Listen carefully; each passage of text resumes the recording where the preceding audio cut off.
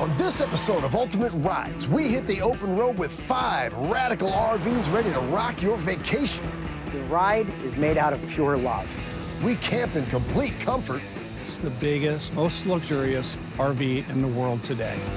Stay in curious creations. I've dreamed of converting an airplane into an RV since I was 8 years old. This fits my character. I can go to my funeral in it when I'm done. And take RVing remote. I basically just bought this houseboat. I wanted to do something with it.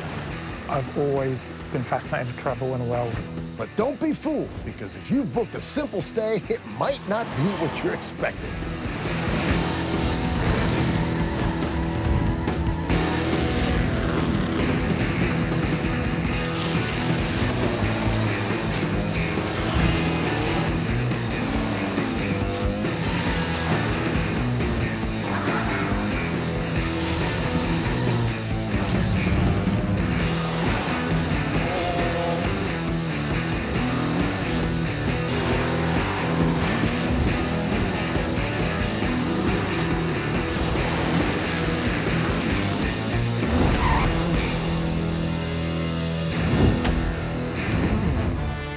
If you want to sleep in style and money is no object, and man, I have got the RV for you. It's the biggest, tallest, widest, most luxurious RV in the world today. For one night only, you can sleep amongst Hollywood royalty and relax in pure luxury. I'm trusted by a lot of the world's wealthiest people, and there is no amount of money that you could offer me to break that trust. This is the heat.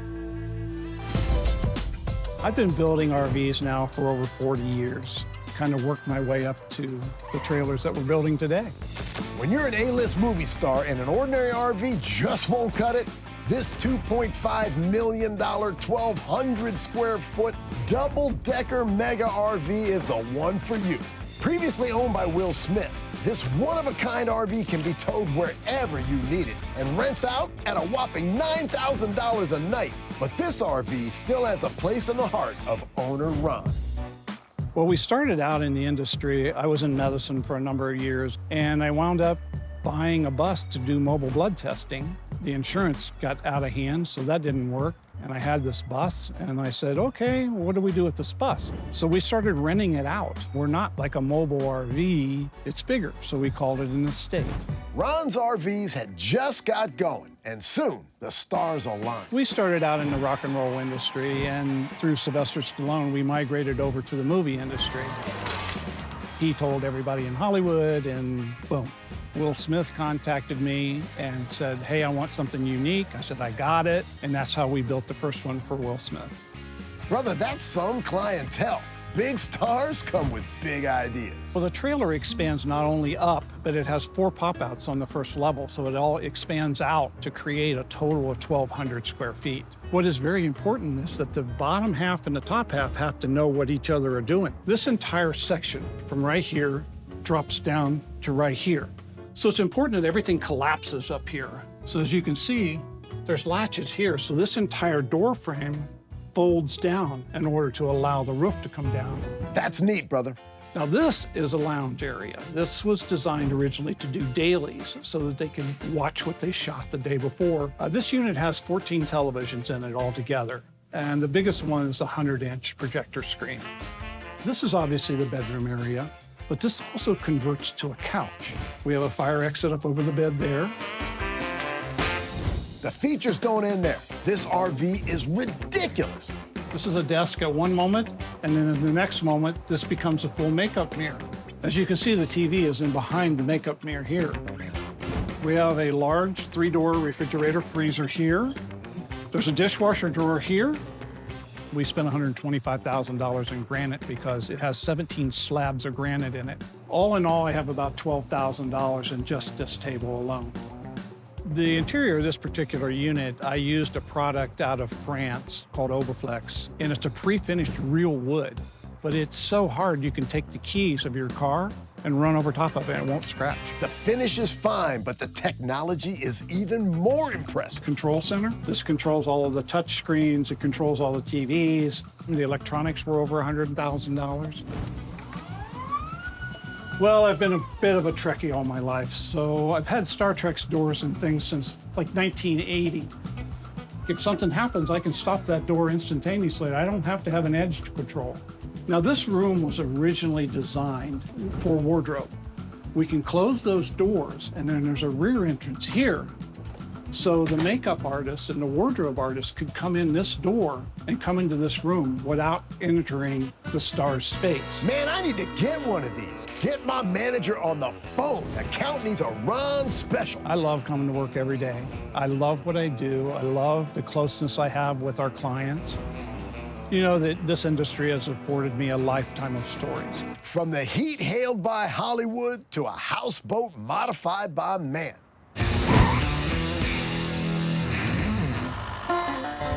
If you own a crop sprayer, or maybe even a houseboat, most people would say you don't own an ultimate ride. But if you could mash the two together, man, you'd have something crazy.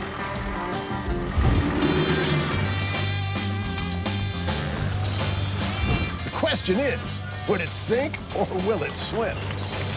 About 500 people show up for this thing, so that's a little nerve-wracking. This is the Beast of Burden.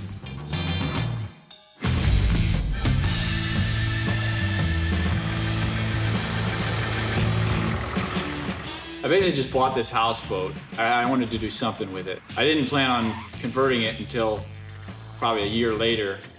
I was just brainstorming with a friend, and we came up with the idea to put wheels on it. I built some amphibious vehicles in the past, like the Volvo here. This vehicle is made basically with a 1967 houseboat, which was steel construction. And then there's a sprayer, which is almost like all the parts I use to donor, basically. Took them both apart, welded them together, spread some things out. The biggest challenges were size. Everything is big. The wheels are bigger than I am. On water, the Beast is powered by a Caterpillar V8 diesel engine. But for land use, there's a secondary four-wheel drive transmission and 3 massive wheels controlled by a hydraulic steering system. Theon did the build in his workshop on Route 90 in upstate New York. It took him just 6 months to get the Beast ready for its maiden voyage.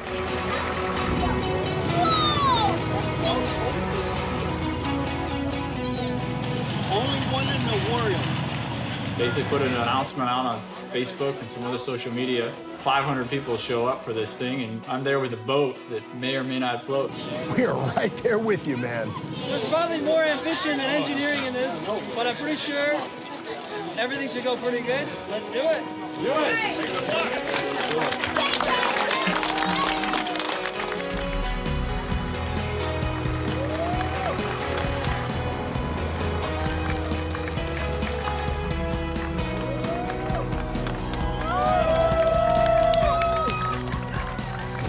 It's a perfect day, absolutely perfect launch.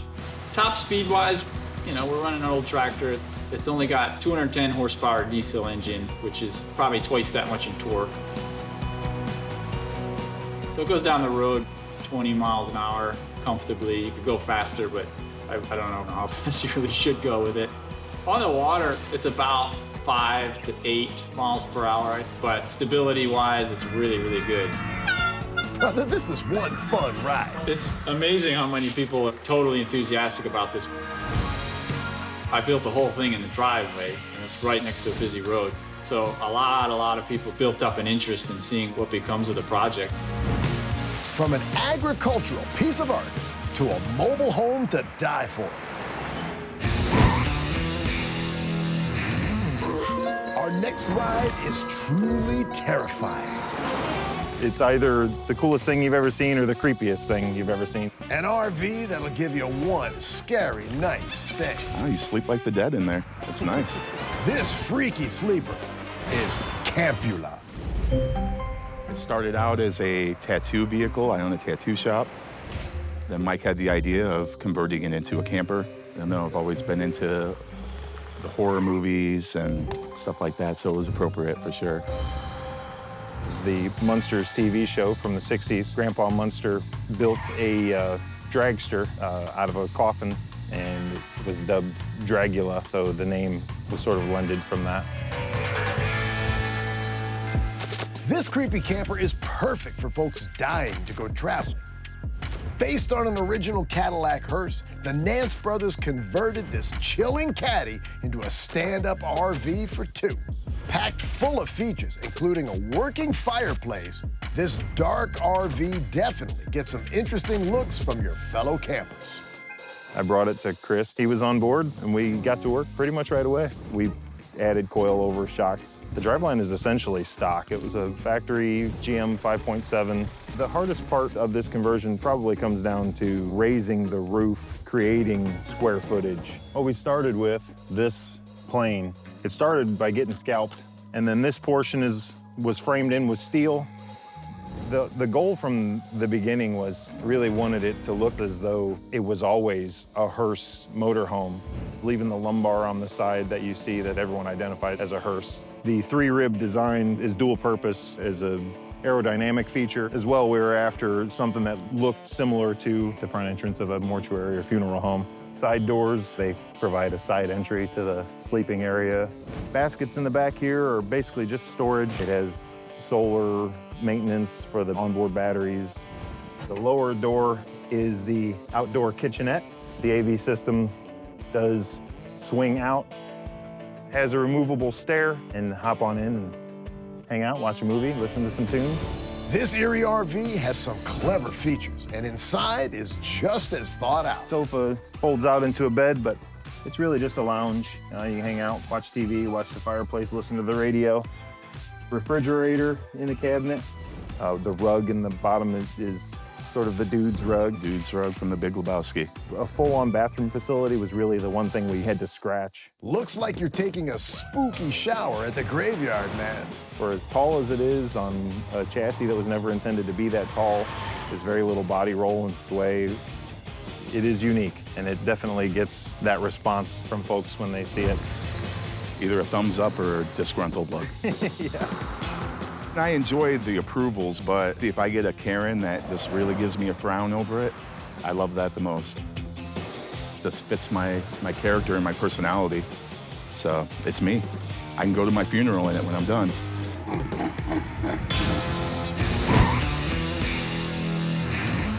Ladies and gentlemen, welcome aboard Flight 23. We're headed to Nashville, Michigan, that is. Fasten your seatbelts as we take to the skies on Jet RV. I've dreamed of converting an airplane into an RV since I was 8 years old.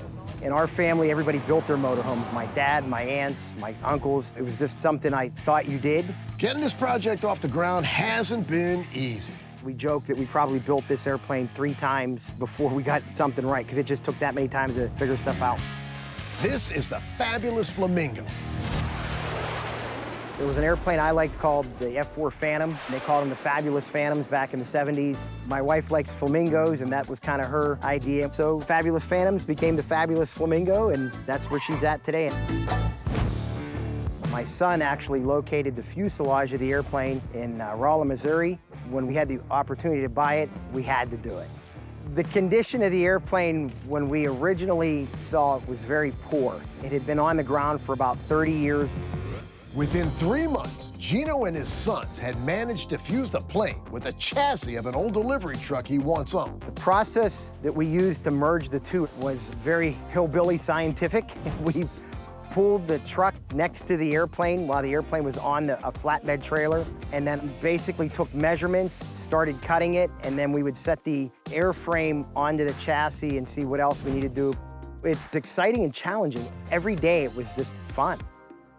The plane Gino adapted was a 1943 Douglas R-4D, originally flown by the Navy in South America. The FAA then brought it to use as a test plane before a tornado put it out of action. Took about a year to get the vehicle roadworthy, and another 2 to fine-tune the details. The hardest part was getting everything to work together. Each system I could figure out on its own, but when you had to integrate so many other things in there with the truck, you know, airplanes don't go down the road real easy. You're telling me, brother, this is a serious piece of aero engineering. These fenders are the actual engine cowlings off of this airplane. On some of the initial photos we took, you can see them laying next to the airplane in the front. We added the mirrors, and we definitely wanted to go retro.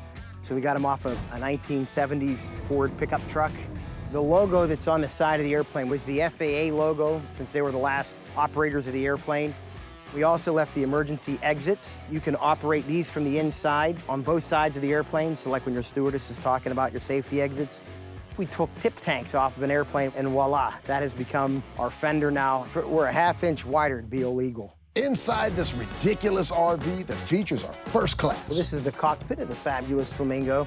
The overhead panel, when we got it, everything was stripped out, so we repopulated it with a lot of cool stuff, a lot of military things up there, like flare dispensers and missile fire. The intercom for the airplane actually works, the 1940s. When you talk through it, it actually talks. Over here, this would normally be all hydraulics in the airplane. Of course, we eliminated all that.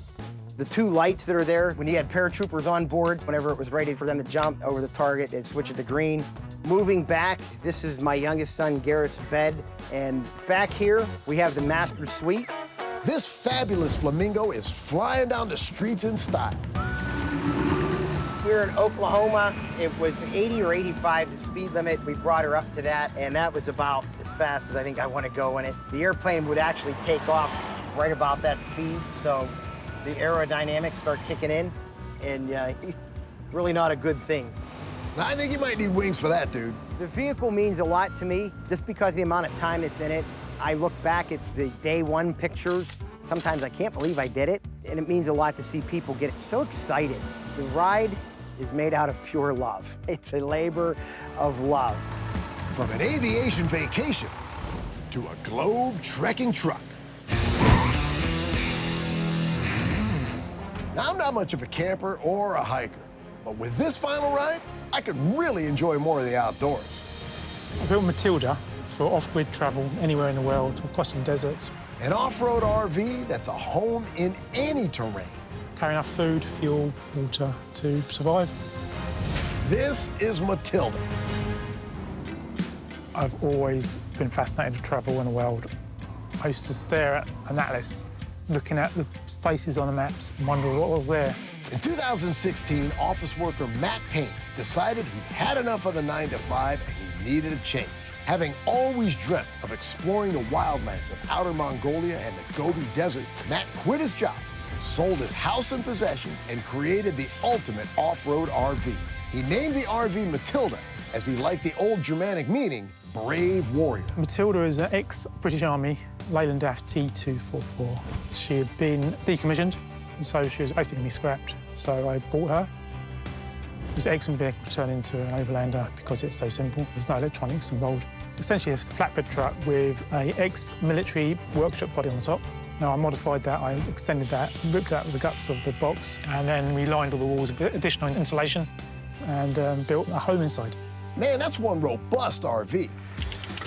Everything's custom built, and you're putting it together and designing systems in your head. I made sure Matilda had all the mod cons, so the hot water, you can make that from the engine. We've got an immersion heater we want to, and we can heat it from the diesel heater. One of the nice things about building your truck yourself is when it goes wrong, you know exactly what to do to fix it. To take your RV anywhere, it needs to be built for the challenge. These tires have been really good off-road. They're quite worn now, but they used to be up here. They weigh about 150 kilos each. Added a larger fuel tank, it's 330 litres here. Combined with 3 jerry cans, I've got about 11 to 1,200 mile range. This is my garage. In here I keep lots of spares, extra supplies, extra food, tools. She has 1,000 watts of solar on the roof. All my electricity requirements are taken care of. It's a nice high driving position. I fitted some Audi TT seats because they're really comfortable and I like the way they feel. I've built a centre console, cup holders, added all these roof lights. Matilda also has a gun hatch. Now, I had ideas of being up here on safari with my camera, but it's not happened yet. Dream big, brother. I'm quite proud of the interior of Matilda. This is this lovely oaky home. It's beautiful. So Matilda has a cab walk-through or crawl-through, so you can get through to the cab. I went for quality items, stainless steel hinges, quality yacht fittings. You pay a lot of money for it, but I think it was well worth the investment. Gas hob. We've got a washing machine under here, a log burner, which keeps us nice and warm in winter. On 3-way taps, we've got hot, cold, and filtered water for drinking. pump water from a muddy puddle, filter it, clean it, and then it gets perfectly good for drinking water. Got the dining area. Under the seats, we have water storage, and there's batteries under the dining area. Controls for exterior lighting. Got solar and battery control. Sonos sound system. And the bedroom with large TV and another large window. You know, you've got a permanent fixed bed, so you can, no matter how bad your day's been, you can just climb in, your bed's there. Matilda is fitted out to the max. And when you've constructed an RV this good, it's only right that you put down some miles of memories. Lucky for Matt, his buddy built a similar overlander to join the fun. My aim was to leave the UK, travel east through Ukraine, Russia, Kazakhstan, to Mongolia. 25,000 miles. In Mongolia, it got to -45. There were times when pipes blew up, pipes burst. So I rerun some pipes. I knew where I could steal pipes from because I knew the truck inside out. So we kept the engines running 24 hours a day because these heaters weren't working. I had to run the engine up at idle up to about 1,600 RPM to make it warm enough.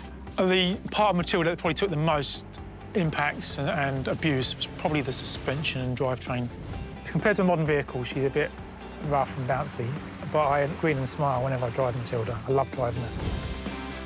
The best thing about living in a truck is the constantly changing view. You might be in the middle of the Mogobe Desert or by the beach in the Black Sea. She represents freedom. No matter where I am in the world, I'm at home. Amen to that, brother.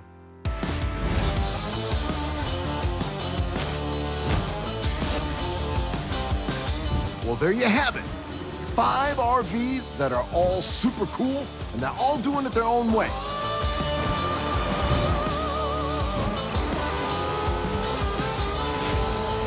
See you next time right here on Ultimate Rides.